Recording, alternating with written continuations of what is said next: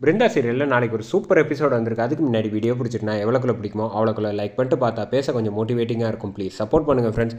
இந்த பக்கம் ராகவன் வந்து கேட்குறாங்க கண்மணி கிட்ட, இந்த மாதிரி ஆமாம் திடீர்னு ஏன் உன்னோட தங்கச்சிக்கு ஆதரவாக மாறிட்ட அப்படின்னு கேட்டோன்னே, பின்ன எனக்கு வந்து சில விஷயங்கள் வந்து பிடிக்கல, இருந்தாலும் அதுக்காக என் தங்கச்சியை வந்து நான் விட்டு கொடுக்க முடியுமா சபையில்?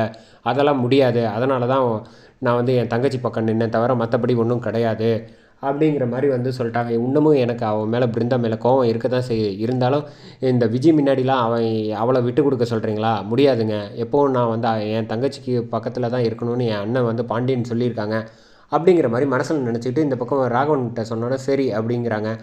விஜய் வந்து ஏற்கனவே தன்னோட ஃப்ரெண்டு எல்லாரையும் வந்து அவங்களுக்கு ஆதரவாக வந்து பேசணுங்கிறதுக்காக அழைச்சிட்டு வந்திருக்காங்களா, அவங்க எல்லாரையும் வந்து கரெக்டாக பிருந்தா பக்கம் வந்து மாற்றிட்டாங்க மாறணும். ஏன்னா வந்து எல்லா விஷயமும் வந்து பொய் சொல்லிக்கிட்டு நாடகம் ஆடிக்கிட்டு இருக்கா. இங்கே பாருங்கள், ஒரு நாள் கூட வந்து பசிக்குதுன்னு சாப்பிடாம தன்னோட புருஷனுக்காக இல்லாமல் வாழைப்பழம்லேருந்து எல்லாத்தையும் வந்து நம்ம தெரியாமல் வந்து ஏமாற்றி சாப்பிட்டுக்கிட்டு இருக்கேன். இவன் எங்கே இருக்கான் அங்கே பாருங்கள், வந்து பிருந்தாவை பாருங்கள் அப்படின்னு சொன்னோன்னே இந்த பக்கம் எல்லாருமே பிருந்தா பக்கம் வந்து ஆதரவாக மாறினதுக்கப்புறமா எல்லோரும் வந்து கரெக்டாக இங்கே பிருந்தாக்கு ஆதரவாக வந்து மாறிட்டாங்கன்னே சொல்லலாம். அவங்களுக்கு வந்து ஒவ்வொரு விஷயங்களாக சடங்கு வந்து செய்ய ஆரம்பிச்சிட்டாங்க. இதை பார்த்தோன்னா இந்த விஜய் வந்து செம கோவத்தில் அங்கே வராங்க. என்ன நினச்சிட்டு இருக்கீங்க? ஏன் இப்படிலாம் பண்ணிகிட்டு இருக்கீங்க?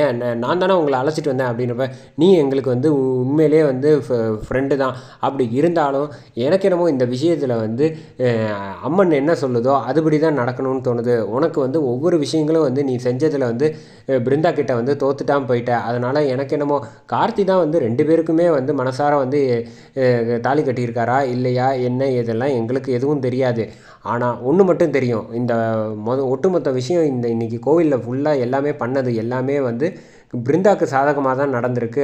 அம்மன் வந்து பிருந்தாவை தான் மனசார வந்து ஆசீர்வாதம் செய்கிறா அப்படிங்கிற மாதிரி சொன்னான்னா, சொல்லுவீங்க நான் இருக்கிற வரைக்கும் இந்த ஃபங்க்ஷனை வந்து நான் நடக்கவே விட மாட்டேன், என்ன நினச்சிக்கிட்டு இருக்கீங்க அப்படின்னு சொல்லிட்டு இந்த பக்கம் கரெக்டாக வேகமாக ஓடி வராங்கன்னே சொல்லலாம். இந்த பக்கம் விஜய் வந்தோன்னே வந்து அந்த குடத்தில் வந்து தண்ணி வச்சுருக்காங்க, அது எல்லாத்தையும் தட்டி விடலான்ட்டு போகிறாங்க. பிருந்தா எந்திரிடி, என்ன நினச்சிக்கிட்டு இருக்க அப்படின்னு கண்ணா பின்னான்னு எல்லோரும் முன்னாடி பேசினப்போ ராமச்சந்திரன் அங்கேருந்து வந்துடுறாங்க. வள்ளியோடு வந்துட்டு என்ன காரியம் பண்ணிகிட்டு இருக்கீங்க, ஏன் வந்து இப்படிலாம் பண்ணுறீங்க அப்படின்னு சொல்கிறப்ப, இங்கே பாருங்கள் ஒரு நிமிஷம் நிப்பாட்டுங்க, நாங்கள் வந்து உண்மையிலே வந்து விஜய் சொல்கிறதுக்காக தான் வந்து எல்லாமே செய்கிறதுக்காக வந்தோம். ஆனால் இங்கே நடக்கிற சூழ்நிலையை பார்த்தா எல்லாமே பிருந்தாக்கு சாதகமாக இருக்கிறனால எங்கள் மனசு வந்து பிருந்தாக்கு பக்கம் தான் நியாயம் இருக்குங்கிறத நாங்கள் வந்து ஒத்துக்கிட்டோம். ஏன்னா ஒவ்வொன்றும் அவள் பார்த்து செஞ்சுருக்கா. ஆனால் விஜய் வந்து அப்படி ஒரு விஷயம் கூட வந்து பார்த்து செய்யலை, எங்களை ஏமாற்றிட்டு ஒவ்வொரு விஷயங்களாம் வந்து நாடகம் தான் போட்டுக்கிட்டு இருக்கா அப்படிங்கிற மாதிரி வந்து எல்லோரும் முன்னாடியே சொன்னோன்னே, நீங்கள் சொல்கிறதெல்லாம் கேட்க முடியாது அப்படின்னு சொல்லிட்டு மறுபடியும் பிருந்தாவை நோக்கி வேகமாக வந்து இந்த பக்கம் எந்திரிச்சு பிடிச்சி இழுத்து விடலாம், கையை பிடிச்சி இழுக்கலான்னு வராங்க. அங்கேருந்து வந்து வள்ளிக்கு செம கோவம் வந்துச்சு. உடனே வந்து அவங்க வந்து கோவத்தில் வந்து கையை பிடிச்சி இழுத்துட்டாங்கன்னே சொல்லலாம். இழுத்துட்டு என்ன நினச்சிட்டு இருக்க அப்படின்னு சொல்லி இந்த பக்கம் வந்து விஜயை வந்து கண்ணாப்பண்ணான்னு எல்லோரும் முன்னாடி வந்து திட்டுறாங்க.